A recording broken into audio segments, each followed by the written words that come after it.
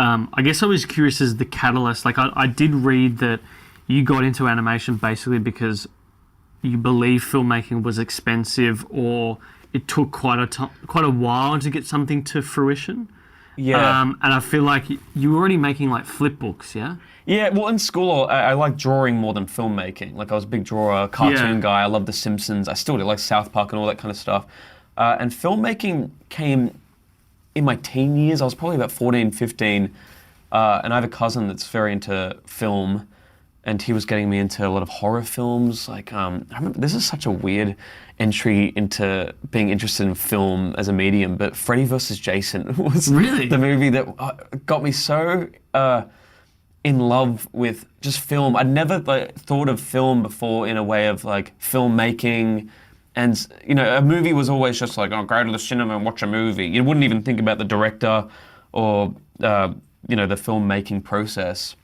But my cousin introducing me to Freddy vs. Jason, and then, you know, the Nightmare on Elm Street movies and the Friday the 13th movies, for some reason that sparked a big interest in film for me. And then I went down the horror film path and like grindhouse stuff and a lot of that. You know, it was right at the end of VHS, so VHS was still pretty big, and I'd just rent a bunch of just going off how it looked in the video store. Like, oh, that one looks scary, that one looks gory. I feel like that was a better age of discovery back then. Oh yeah, I was lucky, I think. I'm sure it's still, you know, that's that trap that you can fall into and think, oh, kids don't know how good it was. I'm sure that kids have their own thing that they do now that will be very nostalgic in the future.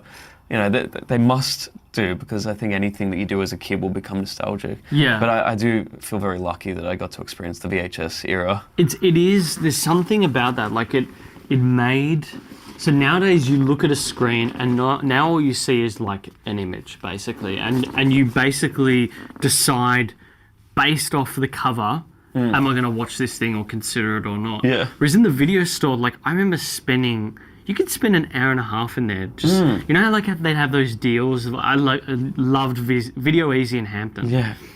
You get like one new release. Yeah. And then 6 weeklies. Yes, I do remember that. Oh my god. And it was like $7. Yeah. Right? And we would always do that on a Saturday. You watch like 2 of the films that you get, like, and then like have to take back 4 of them that you didn't watch. Yeah. I'd do that a lot. I'd just be like, oh, I didn't get to come around to any of these. And the way I saw it was like the weeklies were sort of the value opportunity, because you could get, there was an aisle just behind new release, and that's where they put all the new releases when they went into weekly. And people just didn't know about it. Okay, it was like an undiscovered gem. It was like an undiscovered road that like only the people, because most people they walk in, they've got their takeaway, it's stinking out the place. They run straight to new releases. They go, all right, I'll grab that one. And then like new Terminator just came out, I'll grab that. And then they go. Whereas if you, like, there's just, and there's something so physical, and I don't know, it was a different time. You also felt bad if you didn't watch a movie and you had to take it back. You're like, oh, god damn it. Yeah. And it's like right here, and I could have watched it. Yeah, I hated that. I would just binge the movies. I would fit it in based on that. Yeah. But yeah, that's where I got invigorated into cinema. Like, it went from horror film to films like Eraserhead, you know, like Lynch films, and, you know, I went down all that kind of path. And when I tried to make my own movie, I wanted to make something more like a Kevin Smith film, but in Australia, like a slacker film, you know, Dazed and Confused type thing. Richard Linklater, Kevin Smith were the big inspirations at the time. How early did you think there was something in this for you? Like, when did you go to yourself, fuck, like, this is what I want to do? I think it was less about, can I do it? Like, it wasn't about like, oh, I've got the skills to do it. It was just so passionate. I still feel that way. It's not about like, oh, can I do this? Do I have the skills to do it? It's like, I want to do this so badly.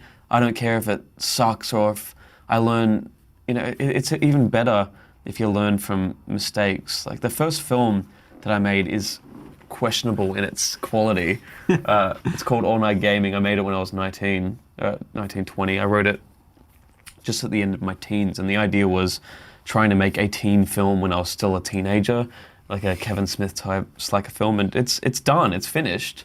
It's a live action film, and I got a lot of my friends, and I'm very grateful for all of them for doing amazing work on it for free. You know, I got a lot of uni students to act in it. Got one of my good friends, Brendan Caulfield, to do all the music, and we slaved away in his grandparents' den working on the music and the mixing for it for months and months. And it'd be a film where we shot like 80% of it in 2011.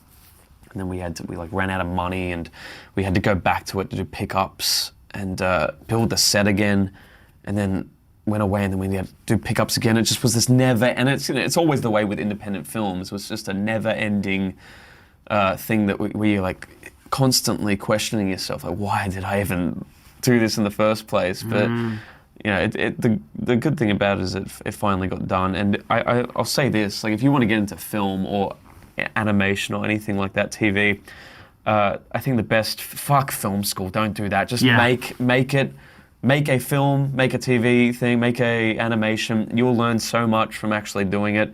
YouTube is a great resource these days for everything when it comes to filmmaking, media. You can just look up, you know, how do I set up a shot? How do I light this? And there'll be a video on it. So I just think if you want to make a film, go make one. It doesn't matter if it sucks too, really. It's the most valuable thing.